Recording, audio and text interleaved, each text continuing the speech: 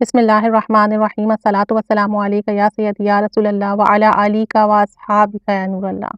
حضرت امام الدین میاں تاج محمد موضوع شاہ اعظم مضافات توسہ شریف لکھتے ہیں کہ ایک مرتبہ ایک نوجوان جس کا نام مقبول تھا، جس کی بدقسمتی یہ تھی کہ وہ نابینا ہو گیا تھا۔ بدقسمتی تو نہیں کہیں گے، یہی کہیں گے کہ آزمائش کا وقت تھا، اللہ تعالیٰ نے آزمائش کے طور پر اس کی بینائی لے لی تھی۔ فخر اولیاء حضرت خواجہ محمد بن سلیمان رحمۃ اللہ علیہ کی خدمت میں یہ نوجوان حاضر ہوا اور عرض گزار ہوا کہ حضرت نابینا ہوں، میرے لیے دعا فرمائیں کہ رب کریم مجھے روشنی عطا فرما دے، میری بینائی لوٹا دے، میں پھر سے دیکھنے لگ جاؤں۔ آپ رحمۃ اللہ علیہ نے فرمایا، میاں درود شریف پڑھا کرو۔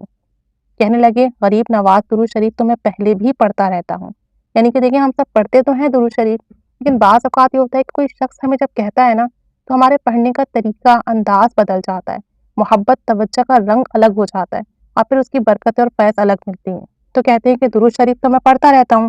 تب حضرت خواجہ رحمۃ اللہ علیہ نے فرمایا، درود شریف ایسی چیز نہیں ہے کہ تو پڑھے اور تیری آنکھوں کی روشنی واپس نہ آئے۔ ہم اکثر یہی کہتے ہیں کہ درود شریف تو ہم پڑھ رہے ہیں، ہمارا تو کام نہیں ہوا، ہماری تو حاجات پوری نہیں ہوئی، ہمارا تو مسئلہ حل نہیں ہوا۔ درود شریف ایسا وظیفہ ہے ہی نہیں کہ آپ اسے پڑھیں اور آپ کا معاملہ نہ سنورے، آپ کا کام نہ بنے، آپ کی حاجت پوری نہ ہو، آپ پر نگاہ کرم نہ ہو۔ یقیناً تب خواجہ رحمۃ اللہ علیہ نے فرمایا، درود شریف ایسی چیز نہیں کہ تو پڑھے اور تیری آنکھوں کی روشنی واپس نہ آئے۔ چنانچہ اس نوجوان نے کثرت سے درود شریف پڑھنا شروع کیا اور جب 9 لاکھ مرتبہ درود شریف مکمل کیا تب رب تعالیٰ نے اسے اس کی بینائی لوٹا دی۔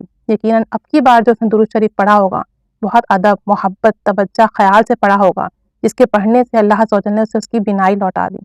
بے شک درود شریف پڑھیے، لیکن محبت، توجہ، ادب سے پڑھیے تو انشاءاللہ اس کا خوب ہی فیض ملے گا۔ اللہ تعالیٰ رحمت کی نگاہ فرمائے، درود شریف صحیح طریقے سے پڑھنے کی توفیق عطا فرمائے۔ آمین بجاہ النبی الآمین، صلی اللہ علی محمد صلی اللہ علیہ وآلہ وسلم۔